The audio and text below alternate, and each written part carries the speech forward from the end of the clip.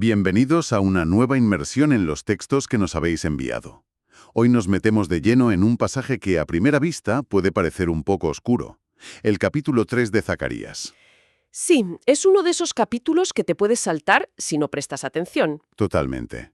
Pero cuando te fijas, lo que hay aquí es puro drama. Olvídate de pergaminos y polvo.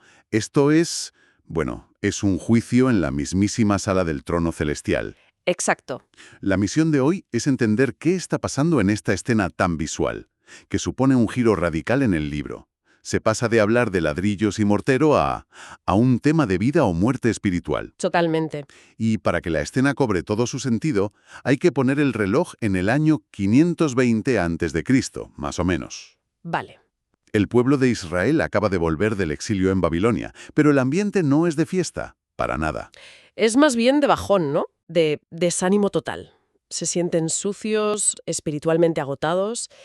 Y en medio de todo esto, la visión se centra en una figura clave, Josué, el sumo sacerdote. Y ojo, que esto es importante. Sí, no el Josué que conquistó Jericó, sino el que vivía en tiempos del gobernador Zorobabel. Claro. Y lo fundamental aquí es que el sumo sacerdote no es solo un tipo con un traje especial. En la mentalidad de la época, él representa a toda la nación ante Dios. O sea que lo que le pase a él, en cierto modo... Le pasa a todo el pueblo. Es un símbolo viviente. Entendido. O sea que él es como el avatar de la nación. Y entonces empieza la visión y la tensión, ¿eh? Se corta con un cuchillo. Vale, la escena se abre y es impactante. Josué, el representante de Israel, está de pie delante del ángel de Jehová. A primera vista, que esté de pie puede no decirnos mucho, pero hay algún matiz en esa frase. Importa cómo está de pie. Muchísimo. No es una postura pasiva, para nada. Ah, Estar de pie delante de alguien importante, en hebreo, implica una posición de servicio, de estar listo para actuar. Está en su puesto de trabajo, por así decirlo. vale. Pero no está solo. A su mano derecha, en la posición exacta que ocuparía el fiscal en un tribunal de la época, está una figura que todos conocemos, Satanás. Satanás. Y su nombre lo dice todo, significa el adversario, el acusador. El juicio está a punto de empezar. La imagen es potentísima. El acusado en el banquillo, el fiscal listo para atacar. Y el estado de Josué, el acusado, no ayuda mucho, ¿verdad? Para nada. El texto dice que lleva vestiduras viles. Y esa traducción de verdad se queda muy corta. Así. La palabra hebrea original es brutalmente gráfica.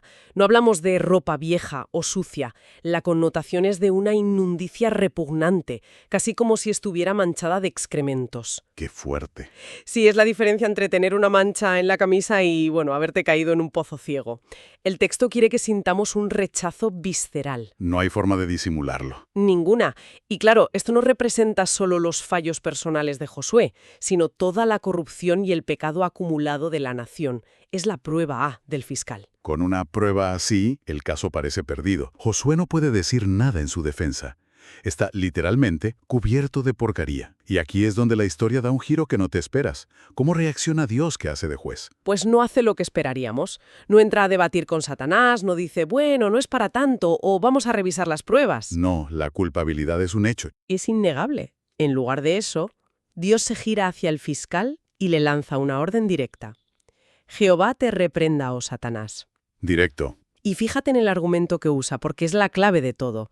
No dice, te reprendo porque Josué es inocente. Dice, Jehová que ha escogido a Jerusalén te reprenda. Espera un momento. Entiendo lo de las ropas, pero la reacción de Dios parece casi injusta. No niega que Josué sea culpable, simplemente le dice al fiscal que se calle. ¿No es eso saltarse el juicio? Es una pregunta excelente, porque nos obliga a cambiar el chip. Dios no está argumentando en términos legales, sino en términos de elección y propiedad. ¿Cómo es eso? Es como si dijera, este hombre es culpable, sí, pero es mío, yo lo he elegido.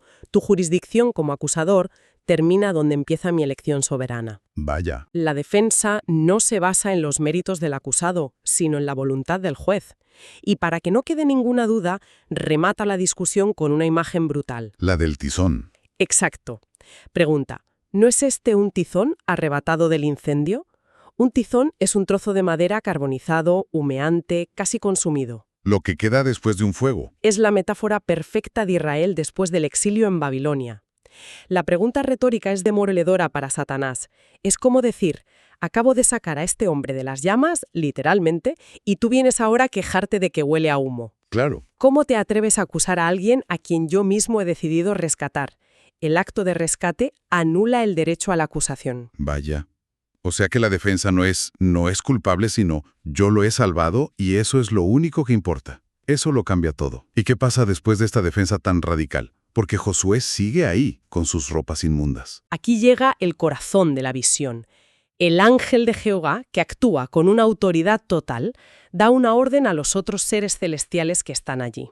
¿Qué les dice? Quitadles esas vestiduras viles. Y de repente se dirige a Josué y le dice algo que es pura gracia. Mira que he quitado de ti tu pecado y te he hecho vestir de ropas de gala. Le quita la ropa sucia y le da un traje nuevo.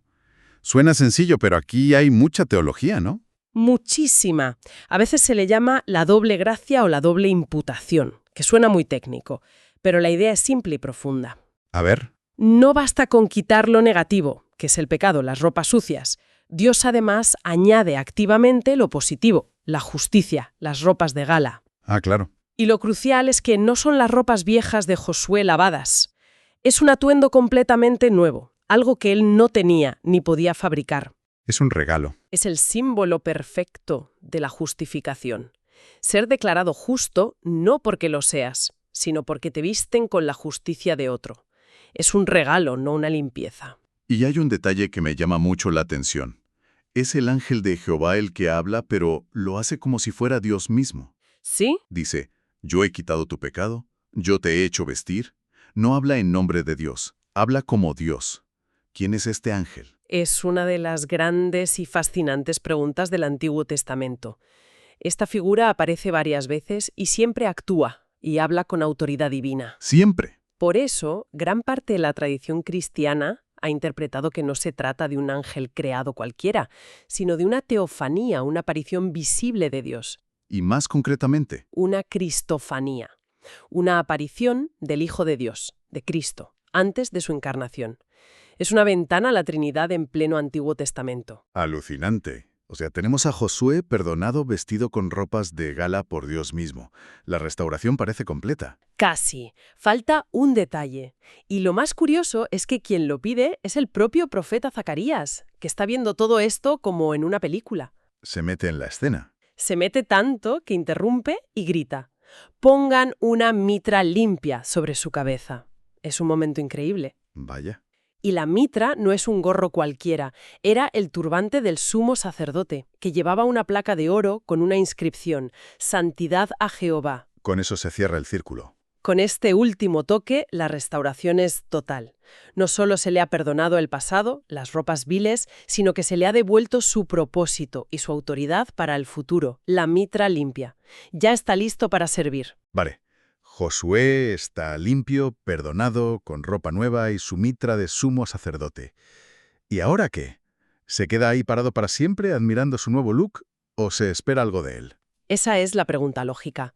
Y el texto la responde inmediatamente, porque esta gracia tan abrumadora no es un punto final, es un punto de partida. Ajá. Justo después de la investidura, Josué recibe un encargo, una responsabilidad.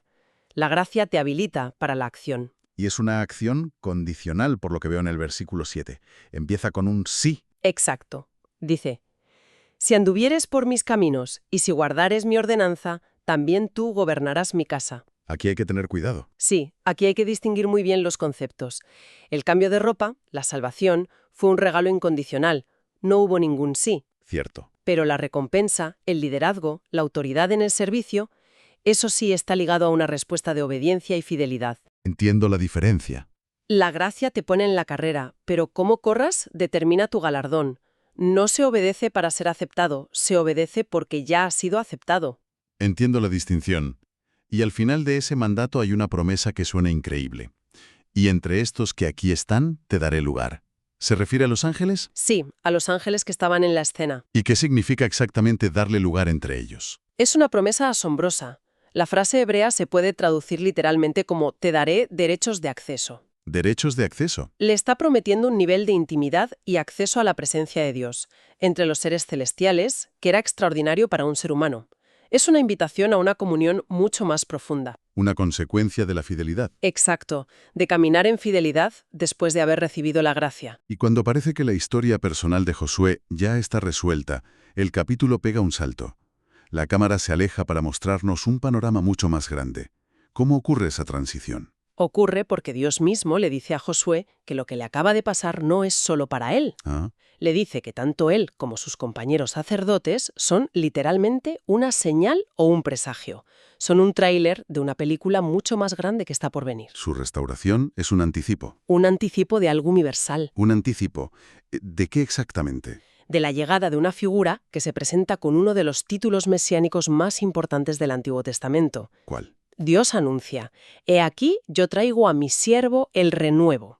La palabra hebrea es zemaj, que significa brote o vástago. El renuevo. Es la imagen de una vida nueva que surge de un tronco que parecía muerto, como la dinastía de David tras el exilio. ¿Y este título ya aparecía antes, no? Sí, profetas como Isaías y Jeremías ya lo habían usado para referirse al Mesías. El mensaje es claro.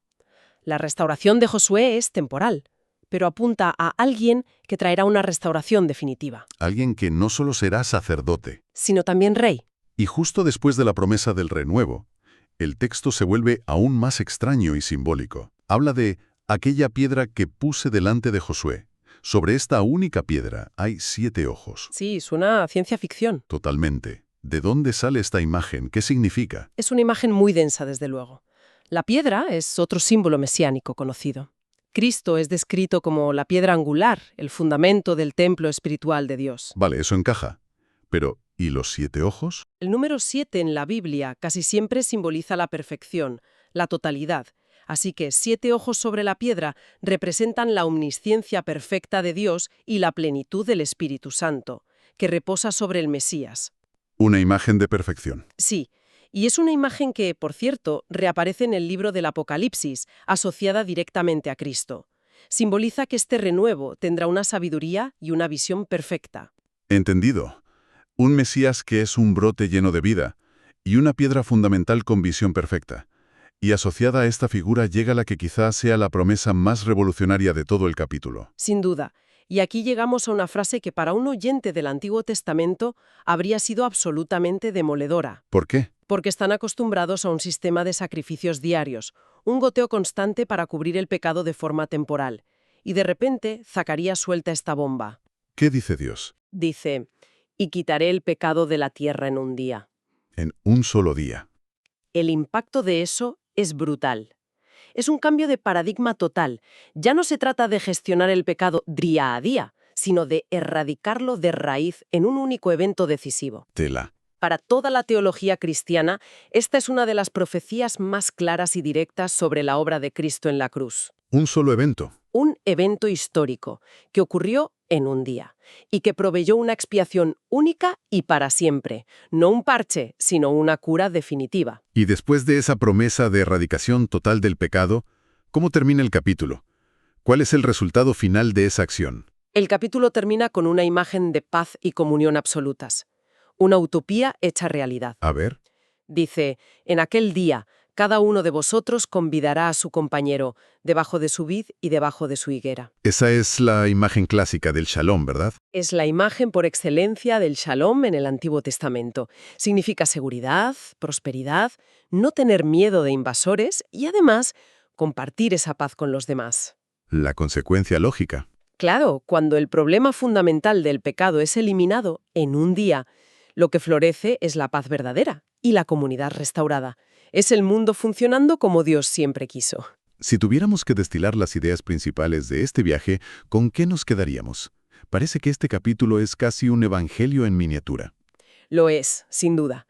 Nos enseña que nuestra posición ante Dios no depende de nuestra limpieza, porque, como Josué, todos tenemos vestiduras viles. Claro. Depende de la acción de Dios, que nos quita esa inmundicia y nos viste con una justicia que no es nuestra, sus ropas de gala. Y también nos enseña que Satanás siempre acusará basándose en nuestra realidad pecaminosa. Pero la defensa de Dios se basa en su realidad soberana, en su elección. Y también que lo que ocurrió en el siglo V a.C., esa restauración del sacerdocio, era solo una sombra, un eco de algo mucho más grande. Exactamente. Era un anticipo necesario y real para ese pueblo, pero apuntaba sin cesar a la restauración definitiva que vendría con el renuevo. La gracia no es solo borrar el pasado. No, la gracia no es solo una amnistía que borra el pasado, es una capacitación que restaura nuestro propósito para el futuro. Perdona y además nos da la mitra, la autoridad para servir. Todo esto nos deja con una idea final para darle vueltas. El capítulo insiste en un orden muy claro. Primero, el regalo incondicional de la gracia, el cambio de ropas.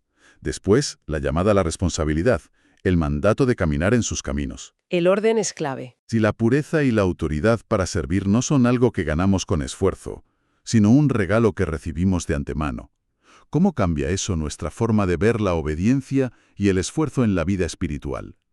Quizás la obediencia deja de ser un intento de ganar el favor de Dios, para convertirse en la respuesta lógica y agradecida a un favor que ya hemos recibido sin condiciones.